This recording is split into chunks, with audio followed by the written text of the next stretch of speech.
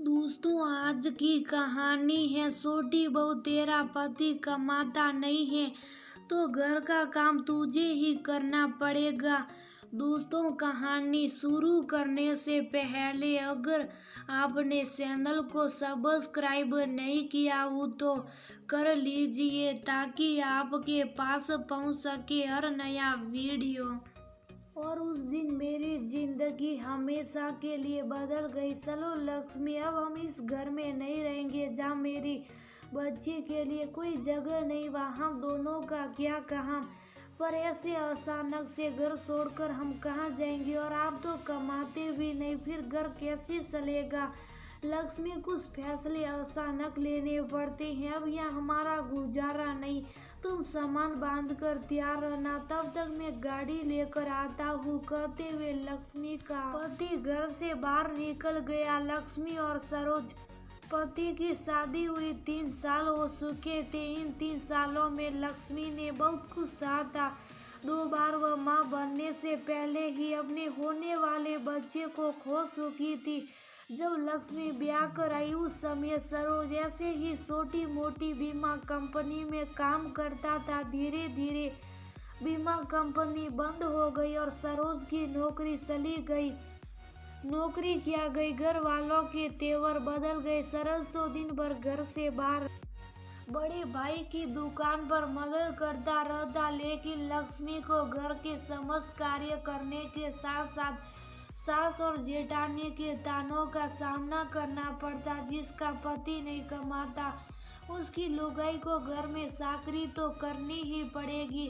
जेठानी ताने मारती तो सास भी सुर में सुर मिलाती हुई कहती, सही कह रही हो बड़ी बहू, पति की हैसियत से ही पत्नी का रुतबा बने हैं। लक्ष्मी जब पहली बार माँ बनने वाली थी तब घर में पूजा रखी गई थी और उसी दौरान काम की भागदौड़ में लक्ष्मी का गर्भ दूसरे महीने में गिर गया। उस दिन लक्ष्मी बहुत रोई थी, पर सरोज को माँ ने ये कहकर समझा दिया कि काम की वजह से नहीं बल्कि मेरी लुगाई जल्दी माँ नहीं बनना चाहती, इसलिए दवा खाकर जानबूझकर बच्चा खराब कर दी। सरोज भी माँ की बातों में आ गया, लक्ष्मी को ही दोषी ठहराया। दूसरी बार लक्ष्मी जब गर्भ से हुई तब जेठानी जी बीमारी का बहाना बना मायके भाग गई और सासू माँ ने तो घर के किसी काम में मन लगता ही नहीं था। दिन भर अपनी भजन कीर्तन मंडली के साथ जमी रहती ताकि घर में काम न करना पड़े। लक्ष्मी अकेले ही कमजोर शरीर के साथ बेमन से काम करती रहती, जिसका असर ये हुआ कि गर्भ तीसरे माह के चढ़ते ही नष्ट हो गया। दूसरे बच्चे को खोने से सरोज की अकल पर पड़ा पर्दा थोड़ा हट चुका था, इसलिए तीसरी बार गर्भ ठहरने की दशा में सरोज ने लक्ष्मी को उसके मायके भेज दिया। लक्ष्मी ने वहाँ एक प्यारी सी बेटी को जन्म दिया। बेटी जब 2 महीने की हो गई तब लक्ष्मी ससुराल चली आई। बेटी को देख सरोज जितना खुश था लक्ष्मी उतनी ही चिंतित थी, क्योंकि उस सरोज की नौकरी अभी तक नहीं लगी थी, इसलिए लक्ष्मी को बेटी के भविष्य की चिंता सता रही थी और पोषण की भी। घर में दूध भरपूर आने के बावजूद लक्ष्मी को एक बूंद भी नहीं मिलता। सब दूध जेठानी के बच्चे पीते और बाकी की सही बनाई जाती। लक्ष्मी को छोटी कटोरी से आधी कटोरी दूध बेटी को पिलाने भर के लिए दी जाती। लक्ष्मी को भी भरपूर पोषण नहीं मिलने से दूध कम होता, जिससे बच्ची भूखी रोती रहती। इसी तरह एक दिन बच्ची आधी रात भूख से बिलख रही थी। लक्ष्मी का दूध भी नहीं मिल रहा था और इधर रसोई में भी दूध का पतीला खाली पड़ा था। बच्ची को यूं परेशान देख सरोज भी परेशान हो उठा। लक्ष्मी, तुम बेटी को दूध क्यों नहीं पिला रही? अगर तुम्हारे दूध नहीं हो रहा तो रसोई से जाकर पिला दो। जी, वह क्या है कि घर में दूध नहीं है, कल सुबह आप डिब्बे का पाउडर दूध लेते आइएगा। कैसी बातें कर रही हो लक्ष्मी, घर में शुद्ध गाय का दूध आता है और तुम कहती हो बेटी डिब्बे के दूध से पलेगी। दूध तो आता है पर हमारे मुंह तक आते आते खत्म हो जाता है। 2 से 2.5 लीटर दूध ऐसे कैसे खत्म हो जाता है? आपके भतीजा भतीजी सुबह शाम दूध पीते और मम्मी जी को दूध चाहिए ही चाहिए, क्योंकि उन्हें दूध के साथ दवाई लेनी होती है। आधी कटोरी दूध मुझे बेटी को पिलाने के लिए देकर शेष भाभी अपने कमरे में लेकर चली जाती हैं। ऐसे कैसे कमरे में लेकर चली जाती हैं? मैं अभी जाकर पूछता हूँ, कहते हुए सरोज सीधे बड़ी भाभी के कमरे में जाकर बोला।